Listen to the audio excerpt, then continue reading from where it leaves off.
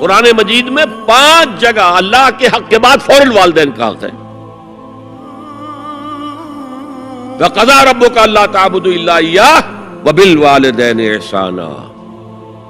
تیرے رب نے فیصلہ کر دیا ہے کہ اس کے سوا کسی کی بندگی نہیں کرو گے اور والدین کے ساتھ نیک سلوک کرو گے. اللہ کے حکم کے بعد، اللہ کے حق کے بعد والدین کا حق ہے. سورہ لقمان میں انشکر لی ولوالدیک، شکر ادا کرو میرا بھی اور اپنے والدین کا بھی. اور سورہ بنی اسرائیل میں تو کیا تفصیل آئی ہے. اما یبلغن عندک الکبر احدہما او کلاہما فلا تقل لہما اف ولا تنہرہما وقل لہما قولا کریما واخفض لہما جناح الذل من الرحمۃ وقل رب ارحمہما کما ربیانی صغیرا.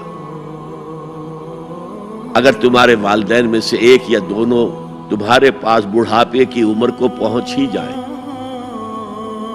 انہیں کبھی اف تک نہ کہنا، دل نہ توڑنا ان کا، چھاتی چوڑی کر کے بات نہ کرنا، ان سے کندھے جھکا کر بات کرنا، ادب سے گفتگو کرنا.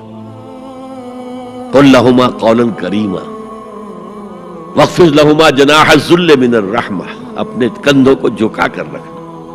اور پھر کہنا، اللہ سے دعا کرنا، رب ارحمہما کما ربیانی صغیرا، پروردگار میرے ان والدین پر رحم فرمائیو جیسے کہ انہوں نے مجھے پالا تھا جبکہ میں چھوٹا سا تھا. تو خاندان کے نظام کو مستحکم کرنے کے لیے 3 ڈائمنشنز ہیں. جیسے ایک کمرہ ہے، چوڑائی ہے، لمبائی ہے، اونچائی ہے. پہلے تو شوہر اور بیوی کے درمیان بانڈ آف لو.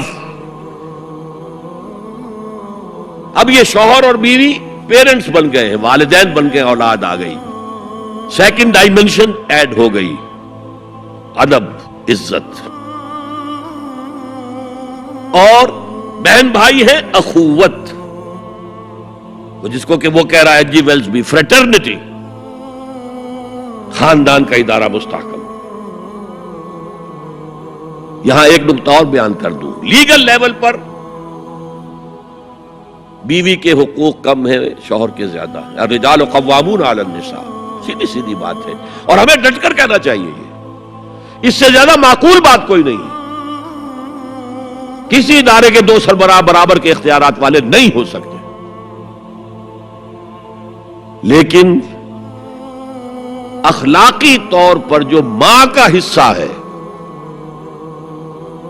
باپ کا حصہ اس سے 1/3 ہے. قرآن مجید میں آیا ہے نا، حملتہ امہ وہنا علی وہن وفصالہ فی عامین ان اشکر لی ولوالدیک. اسے اٹھائے رکھا اس کی ماں نے اپنے پیٹ میں، کمزوری پر کمزوری جھیل. کمزوری تو ہو رہی ہے، اس کا خون چوس رہا ہے اندر، جھونک جو ہے وہ چوس رہی ہے خون اس کا. اور سب ماؤں کو تو اتنی نرشمنٹ موجود نہیں ہوتی کہ آپ پریگننسی میں اس کے لیے ضروری نرشمنٹ فراہم کر دیں.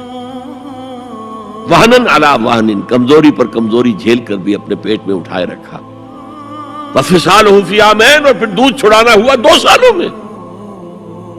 وہ جھونک جو ہے وہ پھر اس کی چھاتیوں سے چمٹ گئی. لہذا اس کا حق 3 گنا زیادہ ہے باپ سے. ایک صحابی حضور سے پوچھتے ہیں، حضور میرے حسن سلوک کا اولین مستحق کون ہے؟ فرمایا تمہاری والدہ. پھر پوچھا ان کے بعد کون؟ پھر کہا تمہاری والدہ. پھر پوچھا ان کے بعد کون؟ پھر کہا تمہاری والدہ.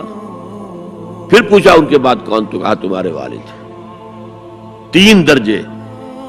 اور یہ جو فرمایا الجنت تحت اقدام الامہات، جنت تو ماؤں کے قدموں تلے ہے، یہ باپ کے بارے میں تو نہیں فرمایا. یہ ہے ایکویشن، بیلنس.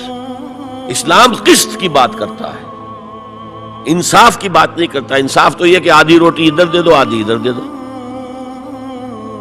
انصاف ہے، یہ اچھی چیز ہے.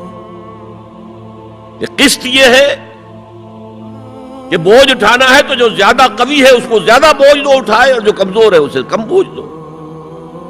یہ قسط ہے. تو اسلام نے عورتوں پر ذمہ داریاں کم رکھی، ان کے اختیارات کم رکھے، لیکن اولاد پر حق ماں کا 3 درجے فائدہ.